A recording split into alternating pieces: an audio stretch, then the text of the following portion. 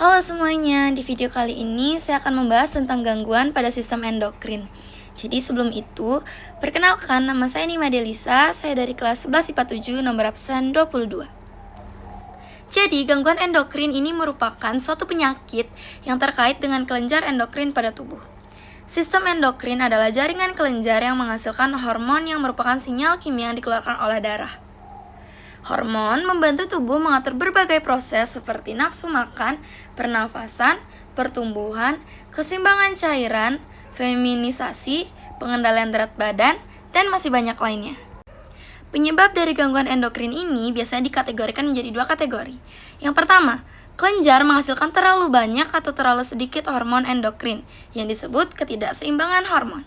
Yang kedua, pembentukan luka seperti bintil atau tumor pada sistem endokrin. Ini mengakibatkan atau mempengaruhi kadar hormon.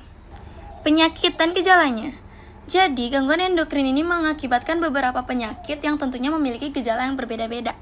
Yang pertama itu ada diabetes. Gangguan endokrin yang paling umum adalah diabetes mellitus yang terjadi apabila pankreas tidak menghasilkan insulin yang cukup atau tubuh tidak dapat menggunakan insulin yang tersedia dengan optimal. Gejalanya meliputi haus atau lapar yang berlebih, kelelahan, sering buang air kecil, mual dan muntah, kenaikan atau penurunan berat badan yang tidak disertai alasan, dan perubahan pada penglihatan. Yang kedua ada penyakit Addison. Penyakit ini ditandai dengan penurunan produksi kortisol dan aldosteron akibat kerusakan kelenjar adrenal. Kortisol dikenal juga sebagai hormon stres karena akan diproduksi ketika tubuh mengalami stres.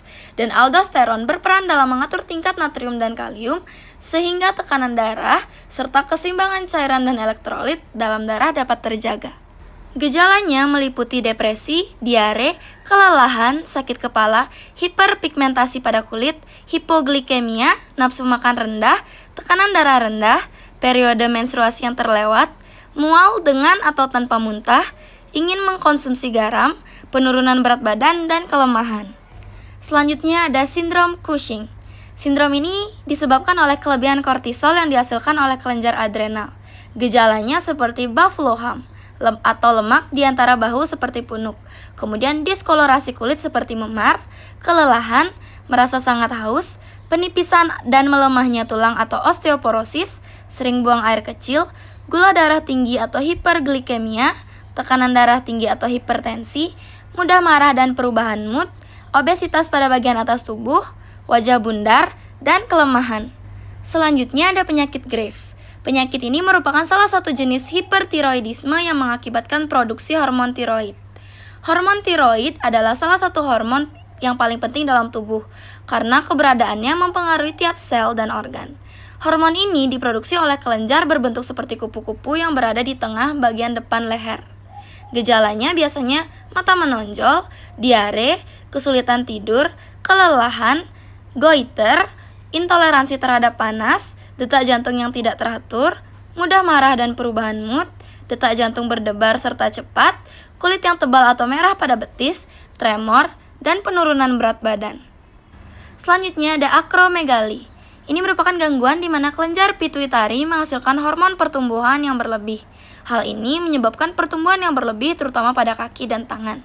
Gejalanya biasanya ukuran bibir, hidung atau lidah yang terlalu besar, tangan atau kaki yang terlalu besar atau bengkak, perubahan struktur tulang muka, nyeri pada tubuh dan sendi, suara yang dalam, kelelahan dan kelemahan, sakit kepala, pertumbuhan tulang dan kartilago yang berlebih serta penebalan kulit, disfungsi seksual termasuk penurunan libido, sleep apnea, dan gangguan pada penglihatan.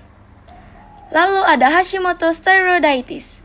Ini merupakan kondisi di mana tiroid diserang oleh sistem imun. Awalnya, radang tiroid menyebabkan kebocoran yang mengakibatkan hormon tiroid berlebih.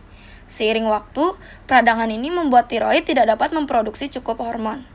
Ini menyebabkan manusia mengalami intoleransi terhadap dingin, konstipasi, rambut kering dan rontok, kelelahan, goiter, nyeri sendi dan otot, periode menstruasi yang terlewat, detak jantung yang melambat, dan pertambahan berat badan. Hipotiroidisme. Ini merupakan kondisi di mana tiroid underaktif dan menghasilkan terlalu sedikit hormon tiroid. Gejalanya bisa seperti intoleransi terhadap dingin, sembelit, menurunnya produksi keringat, rambut kering, kelelahan, goiter, nyeri pada sendi dan otot, periode menstruasi yang terlewat, detak jantung yang melambat, muka membengkak, dan kenaikan berat badan. Lalu ada hipertiroidisme. Ini merupakan kebalikan dari hipotiroidisme di mana kondisi kelenjar tiroid yang terlalu overaktif. Gejalanya dapat meliputi diare, kesulitan tidur, kelelahan, goiter, intoleransi terhadap panas, mudah marah dan perubahan mood, detak jantung yang terlalu cepat atau takikardia, tremor, penurunan berat badan tanpa penyebab, dan kelemahan. Lalu yang terakhir ada prolaktinoma. Ini muncul apabila kelenjar pituitari yang disfungsional menghasilkan hormon prolaktin berlebih yang berguna dalam produksi ASI.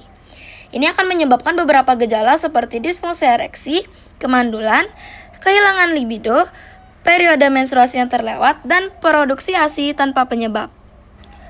Lalu ada beberapa faktor yang membuat Anda mungkin akan mengalami gangguan endokrin ini. Yang pertama, meningkatnya kadar kolesterol. Yang kedua, riwayat keluarga dengan gangguan endokrin. Yang ketiga, inaktivitas. Yang keempat, riwayat penyakit terhadap gangguan autoimun. Yang kelima, pola makan yang buruk.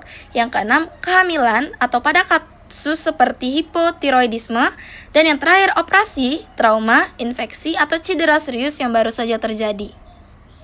Ada beberapa informasi tambahan. Yang pertama, bagaimana gangguan ini dapat didiagnosis. Tes darah dan urin untuk memeriksa kadar hormon dapat membantu dokter untuk menentukan apakah Anda memiliki gangguan endokrin. Tes imaging juga dapat dilakukan untuk membantu menunjukkan lokasi bintil atau tumor. Lalu apa saja pengobatan untuk gangguan sistem endokrin? Apabila gejala dari gangguan endokrin ini mengganggu, gejala tersebut umumnya dapat diatasi dengan memperbaiki ketidakseimbangan hormon. Hal ini sering dilakukan melalui pemberian hormon sintesis. Dan yang terakhir, apa saja perubahan gaya hidup atau pengobatan rumahan yang dapat dilakukan untuk mengatasi gangguan sistem endokrin? Anda dapat menurunkan resiko gangguan ini tentunya dengan yang pertama, mengkonsumsi pola makan yang sehat dan seimbang, dan memiliki gaya hidup sehat seperti aktivitas fisik yang rutin.